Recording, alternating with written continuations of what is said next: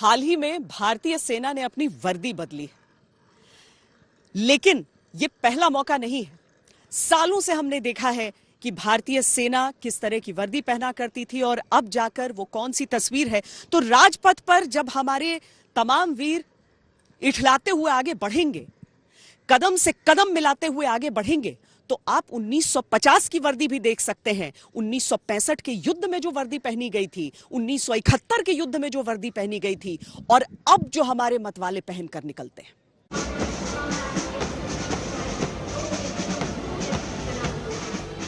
नए राजपथ पर पुराने जोश के साथ जब भारतीय सेना के मजबूत कदम पड़ेंगे, तो उसकी गूंज दुश्मन के हौसलों को पस्त करने के लिए काफी होगी।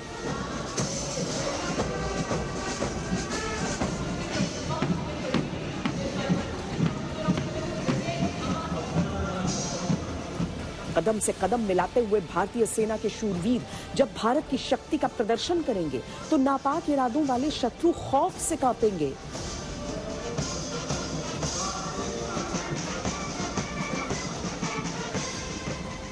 वक्त बदला, हथियार बदले, वर्दी भी बदली, लेकिन नहीं बदला तो भारतीय सेना का शौर्य, नहीं बदला तो भारतीय जवानों का हौसला, उनकी दिलेरी, उनका पराक्रम। इस बार गणतंत्र दिवस परेड की थीम भी यही है।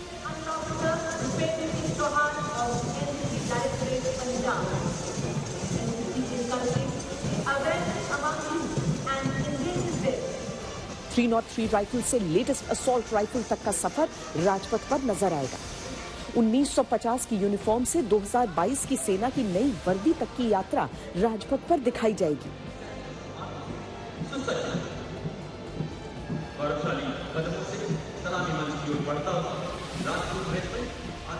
सेना के मार्चिंग कंटिंजेंट में सबसे पहले राजपूत रेजिमेंट के जवान नजर आएंगे। 1950 के दशक में जो वर्दी पहनी जाती थी, उसे धारण किए हुए, साथ में 303 राइफल्स लिए हुए।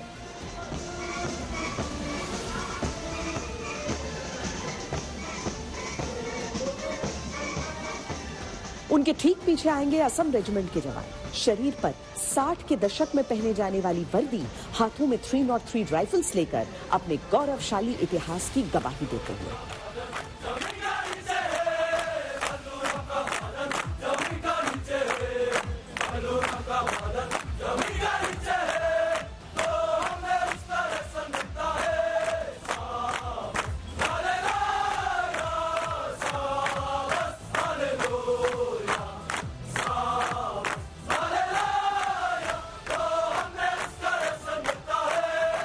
ये एक अनोखा युद्ध घोष है। आप ध्यान देकर सुनिए तो ये राइनो कह रहे हैं। दरअसल इनके चार्ज को ही राइनो चार्ज कहा जाता है और यहाँ पर जितने भी जवान होते हैं, इन्हें राइनो सोल्जर्स कहा जाता है। और एक जानवर नहीं बल्कि प्रकृति से जुड़ाव का ये पहलू आप देखिए कि उससे सीखना है कि एक सोल्जर किस तरह का होना चाहिए। असम रेजिमेंट की परंपरा बहुत ही अनूठी है। युवा रेजिमेंट होने के नाते लंबा चौड़ा इतिहास भले ही नहीं, लेकिन अपने वर्तमान को इन्होंने इतना निराला बनाया है कि इनकी पहचान अलग ही नजर आती है। इसके बगैर तो असम रेजिमेंट में जीवन ही नहीं है, क्योंकि सुबह सुबह जब तक अब हम सुन नहीं लेते हैं, अगर आज मुझे कोई नहीं बोलेगा तो मैं शीशे के सामने शायद खुद को बोलना पड़ेगा, बिकॉज हमारा दिन ही इससे शुरू होता है और दिन इससे खत्म होता है।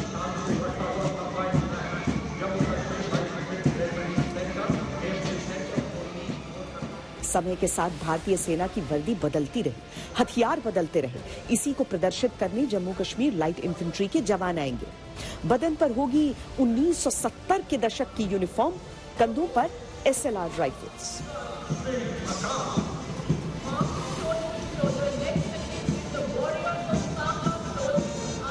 इसके बाद ऑर्डिनेंस के मार्चिंग कंटिंजेंट को लीड करते हुए नजर आएंगी लेफ्टिनेंट मनीषा बोहरा। पहाड़ की ये बेटी अब सेना में बतौर अफसर अपनी सेवाएं दे रही हैं।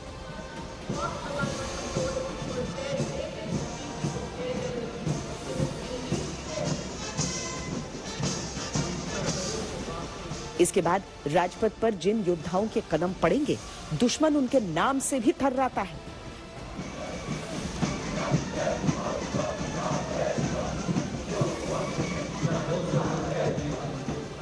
मार्चिंग का अलग अंदाज, नई वर्दी, नई असॉल्ट राइफल्स, ये है भारतीय सेना की सबसे एलीट टुकड़ी, द पैराशूट रेजिमेंट।